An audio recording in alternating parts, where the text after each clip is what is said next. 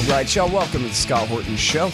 I am the director of the Libertarian Institute, editorial director of antiwar.com, author of the book Fool's Errand, Time to End the War in Afghanistan, and I've recorded more than 5,000 interviews going back to 2003, all of which are available at scotthorton.org.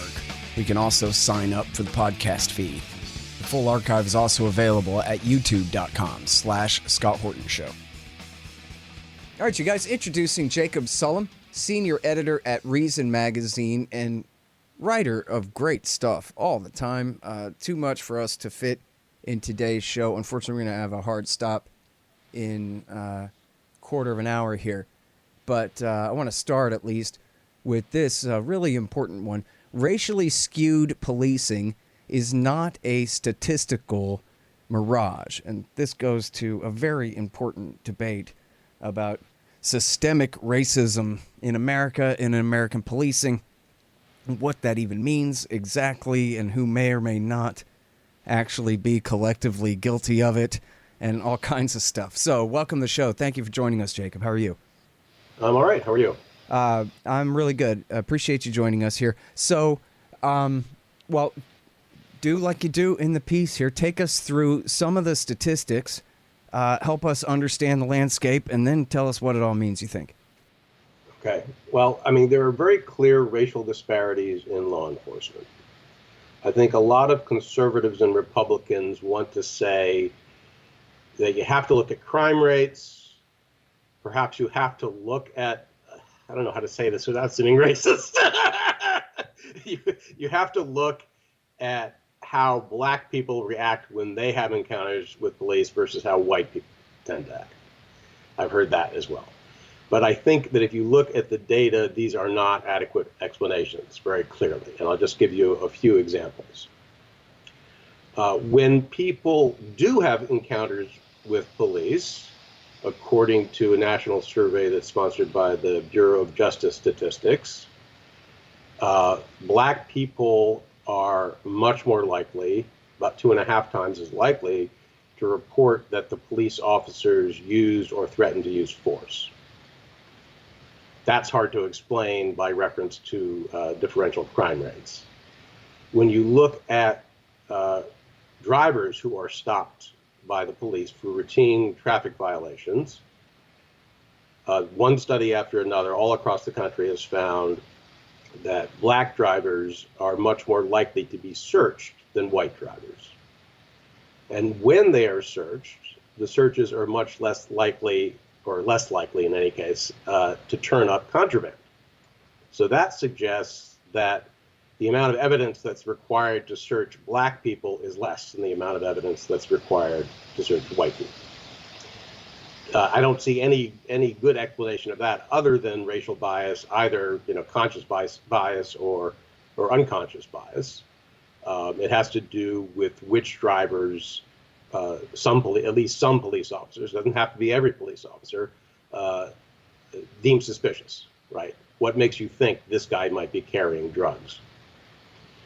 And of course, you have lots of anecdotal reports. This is less systematic, but still very striking. If you talk to any black man in America, it's likely that he has more than a few stories to tell about being pulled over by police.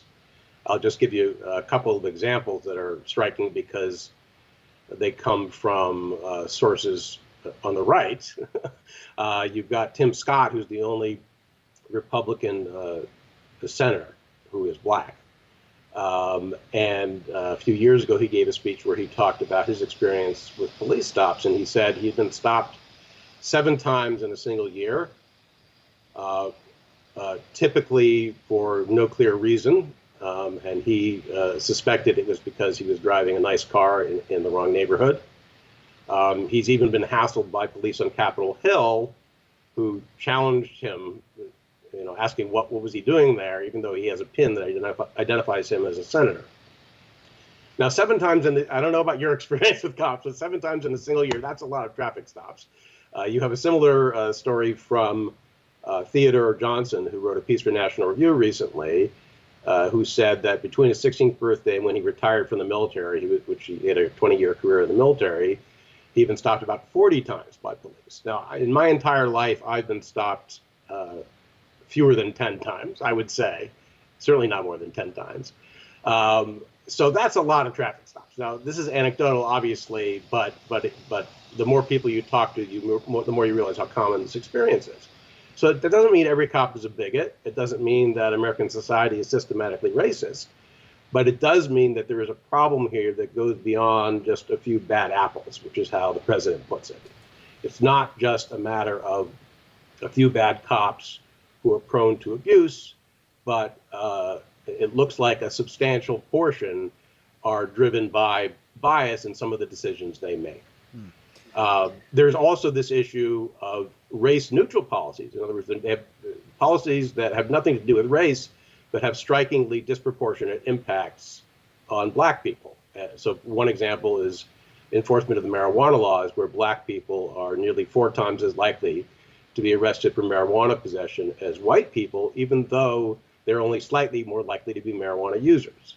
Now, does that mean that they're being systematically targeted because they're black people? Probably not. That probably has to do with where police are putting their resources. If they're focusing on high crime, low income neighborhoods, then you're going to expect a disproportionate number of black people to be arrested for marijuana possession just on that basis. And it might also be the case that people with smaller homes are more likely to smoke pot outside, in which case they're more likely to be caught by the police, right? But that sort of thing is very troubling, I think, even if you don't believe that it is actually motivated by racial bias. Now, I mean, marijuana prohibition historically was very clearly motivated by racial bias, but we don't have to believe that police nowadays continue to act based on that bias to note the fact that you have these very troubling disparities. Hey guys, just real quick, if you listen to the interviews only feed at the Institute or at scotthorton.org, I just want to make sure you know that I do a Q&A show from time to time at scotthorton.org/show, the old whole show feed. And so if you like that kind of thing, check that out there. Hey guys, here's how to support this show. You can donate in various amounts at scotthorton.org/donate. We've got some great kickbacks for you there. Shop Amazon.com by way of my link at scotthorton.org. Leave a good review for the show at iTunes and Stitcher. Tell a friend, I don't know. Oh yeah, and buy my books, Fool's Errand, Time to End the War in Afghanistan, and The Great Ron Paul, The Scott Horton Show Interviews 2004 through 2019. And thanks. Hey guys, check out Listen and Think audiobooks. They're at listenandthink.com and, of course, on audible.com. And they feature my book, Fool's Errand, Time to End the War in Afghanistan, as well as brand new out Inside Syria by our friend Reese Ehrlich, and a lot of other great books, mostly by libertarians there. Reese might be one exception, but essentially they're all libertarian audiobooks. And here's how you can get a lifetime subscription to Listen and Think audiobooks. Just donate $100 to The Scott Horton Show at scotthorton.org/donate. So I think a lot of this goes to the definition of systemic and what exactly it all means here. It sort of, well, I think it means a lot of different things to a lot of different people. It seems like one definition could be that if I Dream of Jeannie made every cop black, that the issues would still exist because they're built into the system itself rather than even necessarily the attitudes of any particular cops, although obviously that does come into play. Yeah, I mean, I guess I'm leery of that term, systemic racism, because it's not clear what it means. It's ambiguous. I think it is definitely true that we have a bunch of policies that lead to these outcomes. Those policies are not necessarily motivated by racial bias at all. But just to give you a few examples, police have vast discretion to stop drivers. The Supreme Court has said anytime a police officer thinks someone has committed a traffic offense, no matter how trivial, they have the authority to pull somebody over, even if their motivation is to investigate other matters, right? So if I think this guy seems suspicious, I think he might be carrying drugs or maybe some seizable cash, I just noticed that there's something wrong with his taillight, or he didn't properly signal a lane change, or whatever. You know, basically, police can stop you at will, given how many different rules there are about maintenance and operation of cars. So the Supreme Court has said they can do that even if their real intent is to see maybe this guy is carrying drugs or maybe he has some cash vacancies. So if you create a situation like that, then even if not that many cops are racially biased, whatever cops are racially biased now have an opportunity to exercise that bias. And what that means is that black people are going to be searched more often on average. And they may be victimized more often by not just police going through their cars, but perhaps seizing whatever cash they have on hand, because large amounts of cash are considered inherently suspicious. And once the cash is seized, this has to do with civil asset forfeiture. Once the cash is seized, it's very complicated and expensive to try to get it back. So especially if it's a relatively modest amount of money, people are inclined to just give up, especially if they don't have other savings that they can use to pay lawyers' fees. Mm-hmm. Right, so that's a real problem, and that's not to say, when they created civil asset forfeiture, they really wanted to stick it to black people. I don't think that's true, but it's just a consequence of that policy. Mm-hmm. And you have similar issues when it comes to pedestrian stops, and the Supreme Court has said police can stop a pedestrian if they have reasonable suspicion that he's engaged in criminal activity, and then they can pat down that person if they have reasonable suspicion that he is armed, to protect themselves. So those are the rules, but those rules are routinely flouted in stop and frisk programs across the country. Especially if you look at New York City, you see that in 9 out of 10 cases, people are being stopped supposedly based on reasonable suspicion. There's no arrest, there's no citation. Even more striking when the people are searched ostensibly for weapons, right? Mm-hmm. They, first of all, almost never find guns. And that was the main justification for New York's program, was to get guns off the street. And then they rarely find any other kind of weapons. So that tells you that police very often are making stops and doing pat-downs that are not consistent with the Fourth Amendment as the Supreme Court has interpreted it. That's a very broad problem. And it is not a racial problem per se, but it has racially disproportionate consequences. Right. I'm thinking of, it's a common touchstone for these sort of issues is the TV show The Wire, where the cops, one of the lessons from there is the cops refer to all these people who live in the government projects. They're all shitbirds, and everybody else is a taxpayer, where taxpayer is a human being actually worthy of, possibly protection, if they don't get their head beat in. But everybody else who's not a taxpayer, they're, essentially dehumanized and treated so much worse. And it's obviously, as you're saying here, it's not directly related to race, but boy, is it indirectly related to race, right? And and then the only thing that counts, the only thing that can protect you is juice. That's what they call it. If you know somebody who knows somebody with a little political power. And to me, I always thought that this was the most obvious thing, that if cops go picking on a random white guy, there's like a 1 in 20 chance that his uncle's a judge or something like that, and it might cost them their ass. But if they go picking on a random black guy, there's much less chance that he knows somebody who knows somebody, or is going to have a lawyer who golfs with the judge, or is going to be able to get out of it in a way, or even, it makes it much less likely that it's going to blow back on them. They're actually going to get in trouble for enforcing an unjust law against somebody, like could happen if they go to the nice side of town. Yeah, look, it's impossible to imagine something like stop and frisk happening in a white, affluent neighborhood. Now, the police will say, we're going where the crime is, right? And that tends to be poorer neighborhoods, which tend to be disproportionately black and Hispanic. And that's why you see these numbers. It's not because we're racist, which is fair enough. But the reality of it is that middle-class white people do not have to worry about being hassled by police for no good reason, whereas black people do.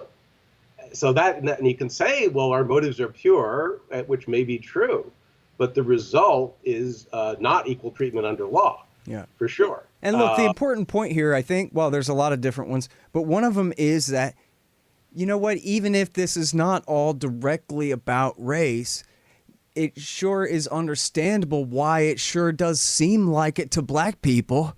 When did it stop being about race? It was always about race, going back all into history. And so now it maybe obviously is less worse than it was, but it's not like they were ever free and everything was fine. And now things are slipping back for some different reason, certainly from their point of view, it makes sense. Also, I think that they would imagine that the average white guy has any kind of political power. Certainly they would probably assume that we would have more power than they do.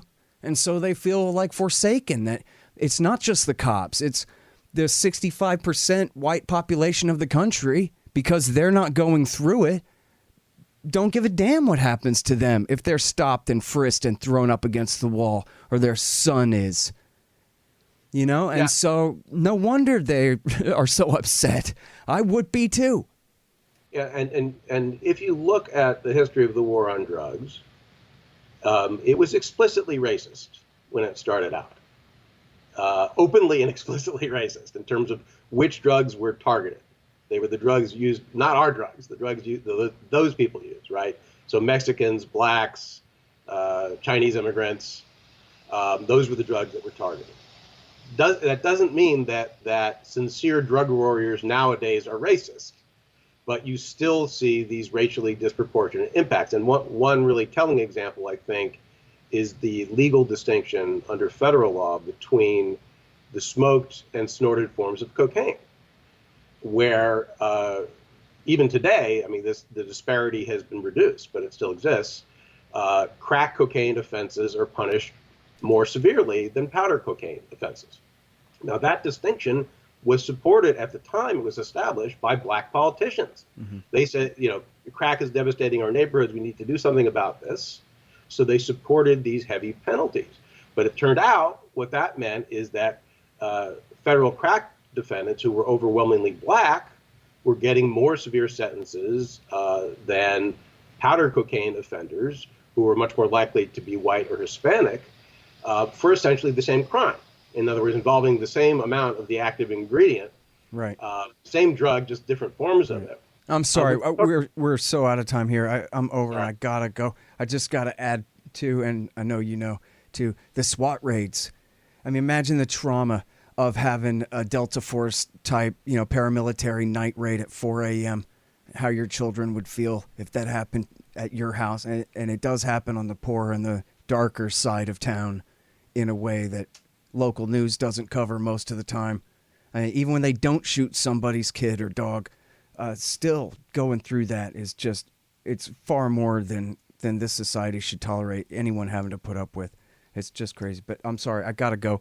But thank you so much, and I'm so sorry I didn't get to all these other great things that you wrote that I wanted to ask you about. But everybody go read Jacob Sullum at reason.com. Thank you again. Sure. The Scott Horton Show, Anti-War Radio, can be heard on KPFK 90.7 FM in LA, APSradio.com, antiwar.com, scotthorton.org, and libertarianinstitute.org.